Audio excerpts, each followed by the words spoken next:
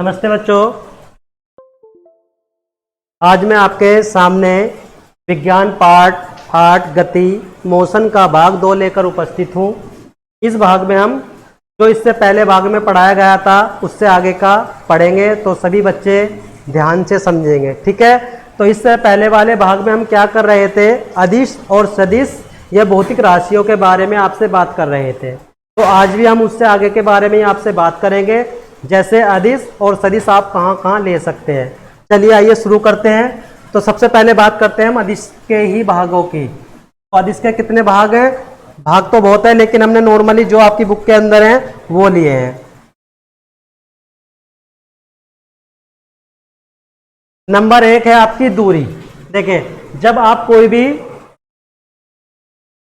लंबाई तय करते हो या एकांक समय अंतराल में जितने भी आप पथ की लंबाई को तय करोगे, वो पथ की लंबाई ही क्या कहलाती है? आपकी दूरी कहलाती है। जैसे मैंने लिखा है, दो बिंदुओं के मध्य तय की गई कुल पथ की लंबाई को हम क्या कहते हैं? दूरी कहते हैं। अर्थात जब हम किन्हीं दो बिंदुओं के बीच में कुल दूरी तय करते हैं, इसी दूरी को हम क्या कहते हैं? लंबाई कहते हैं।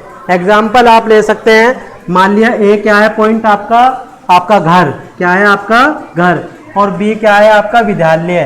तो आपके विद्यालय जाने के लिए आप जितना लंबा से लंबा रास्ता तय कर सकते हो, वो लंबे से लंबा रास्ता ही आपका क्या कहलाएगा? उसकी दूरी कहलाएगी। जैसे आप मान लिया अपने स्कूल, घर से स्कूल आप ऐसे भी जा सकते हो, इस तरीके से भी जा सकते हो, या इस तरीके से कहीं से भी आके जाके आप स्कूल में जा सकते हो। तो इस पूरे माध्यम में जितनी आपने ज्यादा से ज्यादा पथ की दूरी तय करी है, वो पथ की दूरी ही क्या कहलाएगी? आपकी दो बिंदुओं के बीच में दूरी कहलाएगी। तो मैं समझता हूँ सभी बच्चों ने समझ लिया होगा दूरी किसे कहते हैं। जब भी हम कोई लंबाई तय करते हैं या जब भी हम किसी पथ की लंबाई को तय करते हैं, वो पथ की जो कुल लंबाई होती है, उस कुल लंबाई को हम क्या कहते हैं? दूरी कहते हैं। ठीक है बच्चों, चलिए नेक्स्ट बात करते हैं हम सदिश की।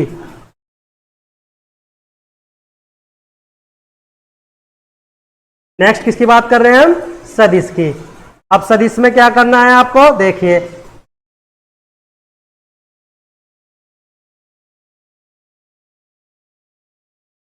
सदिश में देखिए, सदिश में हमने क्या लिया है? नंबर 1 विस्थापन। देखिए, विस्थापन किसे कहते हैं? दो बिंदुओं के मध्य तय की गई, ये आपका रोंग हो गया था, न्यूनतम पथ की लंबाई को हम क्या कहते हैं? विस्थापन कहते हैं।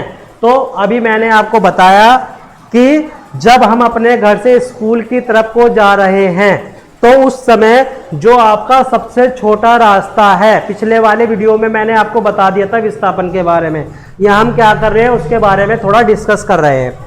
तो आपके घर से स्कूल जाने के मध्य कई सारे रास्ते पड़ते हैं, या आप ये कह सकते हैं कि इतने रास्ते पड़ते हैं कि आप उन्हें गिन भी नहीं सकते। तो मान लिया आप इस तरीके से भी अपने स्कूल जा सकते हैं, ऐसे भी अपने स्कूल जा सकते हैं, ऐसे भी जा सकते हैं, और पता नहीं कहाँ कहाँ से आपके स्कूल आप जा सकते हैं।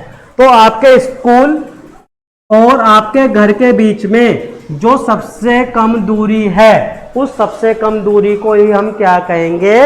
विस्थापन कहेंगे। जैसे आपको लिखा गया है, न्यूनतम पथ की जो लंबाई होती है उसे हम क्या कहते हैं? विस्थापन कहते हैं। ठीक है, तो ये क्या कहलाएगी? आपकी विस्थापन, जो आपके स्कूल से घर के बीच की सबसे कम दूरी होगी। ठीक है, चलिए नेक्स्ट चलते हैं।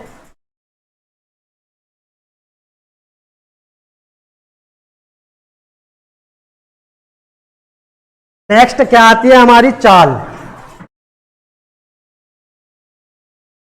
नेक्स्ट क्या आती है हमारी? चाल। चलिए, चाल किसे कहते हैं? ये किसके अंदर आती है? आपकी अदिश राशि के अंतर्गत। तो दूरी में परिवर्तन की दर को एकांक समय में तय की गई दूरी को हम क्या कहेंगे? चाल कहेंगे। अब आप जानते हैं चाल बराबर क्या होता है? दूरी बटे समय होता है। अधिकतर सभी बच्चों ने ये फॉर्मूला बहुत पहले पढ़ लिया होगा। ठीक है, तो दूरी एकांक समय अंतराल में जो हमारी दूरी में परिवर्तन होता है, उस परिवर्तन को ही हम क्या कहेंगे? चाल कहेंगे। चाल क्या होता है? आपका दूरी बटे समय होता है। ठीक है, अब इसे हम अदिश राशि के अंतर्गत क्यों रखते हैं? देखिए, हमने केवल क्या कहा चाल बराबर दूरी बटे समय, चाल बराबर दूरी बटे समय। अभी आपको बहुत बार समझा दिया कि जो आपकी दूरी है कैसी राशि है, एक अदिश राशि है। समय कैसी राशि है, एक अदिश राशि है। इसका मतलब ना तो दूरी अदिश सदिश है और ना ही आपका समय सदिश, अर्थात ना तो इसमें आपकी दिशा आ रही है।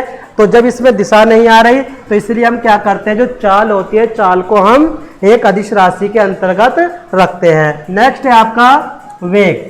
चलिए वेग क्या होता है, विस्थापन में जो परिवर्तन होता है या विस्थापन में परिवर्तन की दर को हम क्या कहते हैं, वेग कहते हैं। या दूसरी डेफिनेशन भी आप लिख सकते हैं, एकांक समय में तय किया गया विस्थापन क्या कहलाएगा, आपका वेग कहलाएगा। वेग बराबर होता है आपका विस्थापन बटे समय। अब विस्थापन के बारे में आप पीछे बहुत अच्छे से पढ़ के आ गए हो, ठीक है, इसलिए मैं नहीं बता रहा हूं। तो वेग बराबर क्या होता है, विस्थापन बटे समय। अब आपको पता है विस्थापन कैसी राशि है, आपकी सदिश राशि है, और सदिश राशि है इसलिए आपका जो वेग हो जाता है वो कैसा हो जाता है, सदिश राशि के अंतर्गत आ जाता है। अर्थात आप ये कह सकते हैं कि वेग के अंदर आपकी दिशा भी आ गई।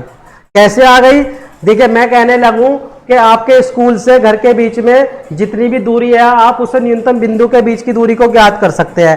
तो उसमें क्या होता है, आपका विस्थापन होता है, और विस्थापन में जो परिवर्तन की दर होती है, दर का मतलब होता है समय में जो परिवर्तन हुआ उसी को हम क्या कहेंगे, वेग कहेंगे। ठीक है, चलिए नेक्स्ट चलते हैं त्वरण की तरफ।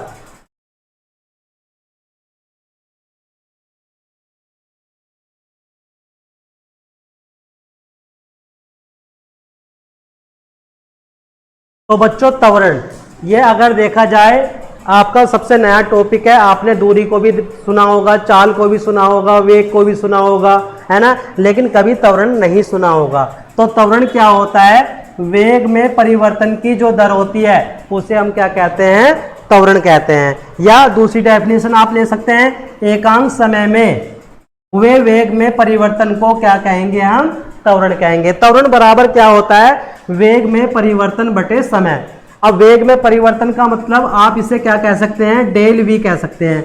अब डेल वी का मतलब क्या है कि परिवर्तन का मतलब ये होता है कि पहले किस वेग से कोई वस्तु चल रही थी और उसके वेग में क्या परिवर्तन का मतलब कि पहले के मुकाबले वो स्पीड में भी आ सकती है और पहले के मुकाबले वो क्या हो सकती है, स्लो भी हो सकती है। इसलिए वेग में जो परिवर्तन हुआ उसे हमने कह दिया डेल वी, और जो समय अंतराल अर्थात समय भी बदलता रहा होगा तो उसे हमने क्या कह दिया, डेल टी। और इसे त्वरण को हम किससे बिलोंग करते हैं, ए से।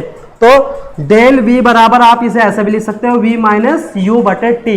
अब यहाँ वी का मतलब क्या होता है, आपका अंतिम वेग, और यू का मतलब क्या होता है, आपका प्रारंभिक वेग। तो वेग में जो परिवर्तन हुआ बाद वाले में से हम क्या कहते हैं, पहले वाले को हटा देते हैं, तो वो क्या आता है, आपका वेग में परिवर्तन आता है। ठीक है, तो त्वरण क्या होता है, वेग परिवर्तन की दर को ही हम क्या कहेंगे, त्वरण कहेंगे। और त्वरण का मात्रक मोस्ट इंपोर्टेंट, त्वरण का मात्रक होता है मीटर प्रति सेकंड स्क्वायर।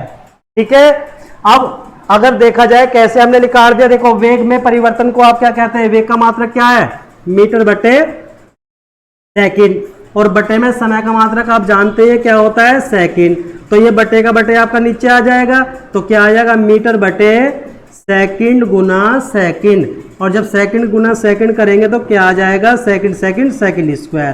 तो इस प्रकार से जो त्वरण का मात्रक होता है वो आपका मीटर प्रति सेकंड स्क्वायर होता है। ठीक है बच्चों, चलिए अब आज हम यहीं तक फिनिश करते हैं। अगले वाले तो पार्ट में हम आपको ग्राफीय निरूपण के बारे में समझाएंगे, किस प्रकार से आपको ग्राफ पे निरूपित करना है। उसमें आपका समय दूरी ग्राफ भी आता है और दूरी विस्थापन ग्राफ भी आता है, विस्थापन समय ग्राफ भी आता है। तो आने वाले वीडियोस में हम आपको ग्राफिक्स के बारे में जानकारी देंगे। थैंक यू बच्चों।